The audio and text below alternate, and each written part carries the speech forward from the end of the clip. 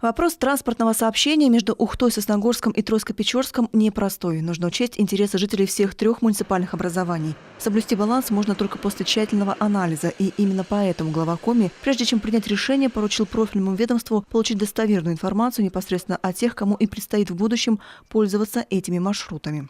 Мы рассчитываем услышать обратную связь, понять, насколько востребован и автобусный маршрут, и железнодорожный маршрут, и понять, как можно усовершенствовать схему движения маршрута.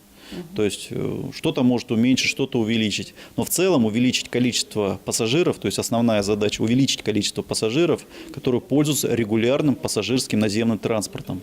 Обратная связь не заставила себя ждать. Жители поселка Верхнеижемский сразу обозначают несколько проблем, которые власти просто обязаны учесть. Как ветераны труда мы имеем льготный проезд. Как мы можем пользоваться этой льготой? Поэтому надо в первую очередь исходить из нужды людей, пенсионеров здесь. В основном здесь пенсионеры, которые заработали за многолетний труд, значит, на вредных производствах.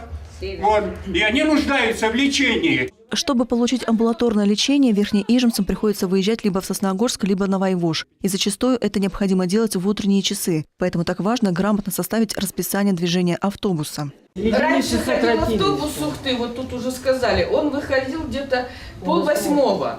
И он тут был где-то часов в 9, полдесятого. Мы на нем успевали съездить на Войвож, заранее брали талончик ко врачу. Проходили врача, а назад он возвращался в 12 часов, и мы успевали приехать. Еще одна проблема, на которую обращают внимание представители министерства жителей поселков, это возможность бронировать мест на промежуточных остановках. Зачастую, говорят жители, автобус идет полным сразу уже с конечного пункта. И сесть в такой автобус ни жители Войвожа, ни жители Верхнеижемского уже не могут. А это значит, не могут попасть они ни в больницу, ни в госучреждение.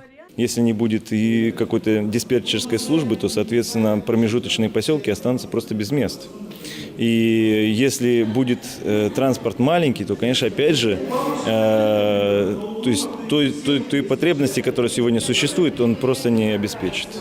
Владимир Котов отмечает, возможность бронирования мест обязательно будет рассмотрена. Тем более, что практика приобретения электронных билетов на подобных маршрутах в республике уже есть. В целом, жители предложения Минпрома поддерживают, с одной лишь оговоркой, что их мнение по некоторым моментам будет учтено.